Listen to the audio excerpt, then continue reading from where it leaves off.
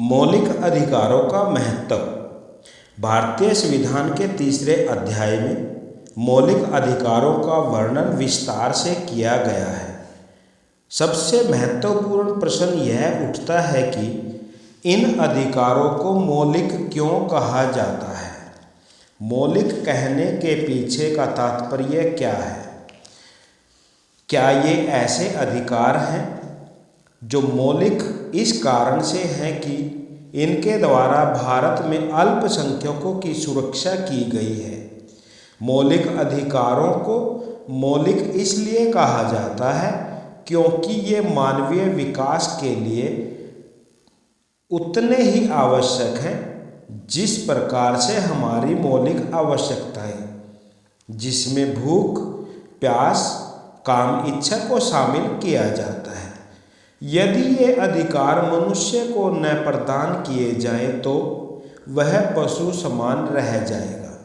ये मौलिक अधिकार इसलिए हैं कि ये भारतीयों की लंबे समय से चली आ रही मांग को पूरा करते हैं। मौलिक अधिकारों का महत्व। यद्यपि मौलिक अधिकारों की अत्यधिक आलोचना की जाती है, लेकिन आज तक किसी ने भी यह प्रमाणित नहीं किया है कि इन्हें समाप्त करने की अवस्था में कोई हानि नहीं होगी। इसका कारण यह है कि इनका पर्याप्त मात्रा में महत्व है।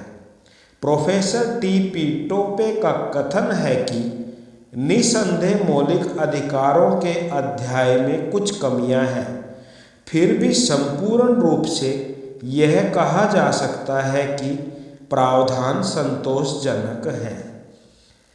लंबी आशाओं की पूर्णता। मौलिक अधिकार भारतीयों की लंबे समय से चली आ रही आशाओं को पूरा करते हैं।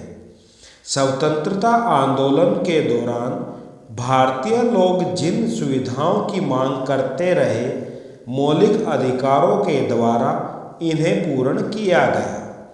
सामाजिक बुराइयों का अंत।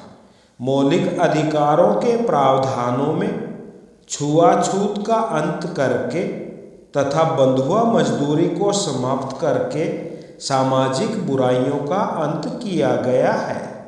सांप्रदायिक सद्भावना की स्थापना। मौलिक अधिकारों द्वारा सभी धर्मों को समान मानते हुए अल्पसंख्यकों की भावनाओं का सम्मान करते हुए धार्मिक स्वतंत्रता की स्थापना की गई। इससे सांप्रदायिक सद्भावना की स्थापना हुई है। विशेषाधिकारों का अंत। मौलिक अधिकार सभी को समान रूप से बिना किसी भेदभाव के प्रदान किए गए हैं। इससे उपनिवेश काल में स्थापित विशेषाधिकारों का अंत हो गया है। मनोविज्ञान प्रभाव। मौलिक अधिकार प्रत्येक भारतीय को अधिकारों के माध्यम से संवैधानिक व्यवस्था से संबंध करके उनमें यह गौरव की भावना का संचार करते हैं कि व्यवस्था का निर्माण उनके कल्याण एवं विकास के लिए किया गया है। शासकीय निरंकुशता पर रोक। आधुनिक समय में सरकार के पास अनेक प्रकार की शक्तियां होती हैं। यदि लोगों को मौलिक अधिकार तथा विशेष रूप से संवैधानिक उपचारों का अधिकार न हो तो सरकार की निरंकुशता को रोक पाना आसान नहीं है। अल्पसंख्यकों का संरक्षण। भारत में अल्पसंख्यकों के संरक्षण को मौलिक अधिकारों में विशेष स्थान दिया गया है। इससे अल्पसंख्यकों के मन में भय का वातावरण समाप्त हुआ है और वे स्वयं तथा राष्ट्र की प्रगति में योगदान दे सकते हैं। कानून के शासन की स्थापना। मौलिक अधिकार भारत में कानून की स्थापना करते हैं कि कानून के समक्ष सभी समान हैं। सभी को समान अधिकार प्रदान किए गए हैं तथा जो कानूनों का निर्माण करते हैं वे भी ऐसे कानूनों का निर्माण नहीं कर सकते जो मौलिक अधिकारों के प्रावधानों का उल्लंघन करते हों। व्यक्तिगत एवं सामाजिक हितों में सामंजस्य। मौलिक अधिकारों में जहां नागरिकों को सुविधाएं प्रदान करके उनके व्यक्तिगत हितों की पूर्ति की गई है, वहीं अधिकारों को प्रतिबंधों एवं अपवादों के माध्यम से सीमित करके सामाजिक हितों की पूर्ति की गई है। लोकतंत्र की आधारशिला। मौलिक अधिकार ही भारत में लोकतंत्र की स्थापना करते हैं। लोकतंत्र के स्तंभ समानता, स्वतंत्रता, भ्रातृत्व मौलिक अधिकारों के द्वारा स्थापित किए गए हैं।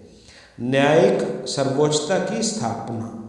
मौलिक अधिकारों में संवैधानिक उपचारों के अधिकार के अंतर्गत कार्यपालिका एवं संसद के निर्णयों के विरुद्ध लोगों को मौलिक अधिकारों का उल्लंघन की अवस्था में न्यायालय में जाने का अधिकार यह प्रमाणित करता है कि सरकार के तीनों अंगों में न्यायपालिका सर्वोच्च है।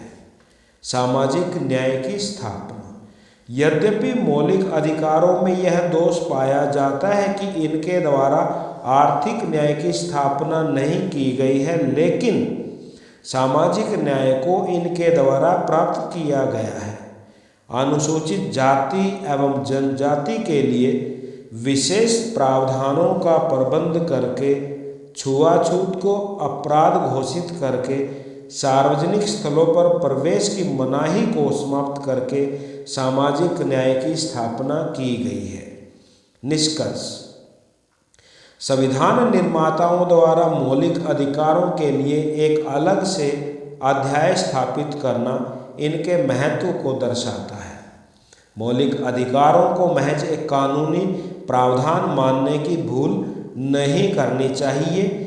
इनका हमारे स्वतंत्रता आंदोलन के इतिहास से गहरा संबंध है। राष्ट्रीय आंदोलन के दौरान इनके लिए भारतीयों ने संघर्ष किया है।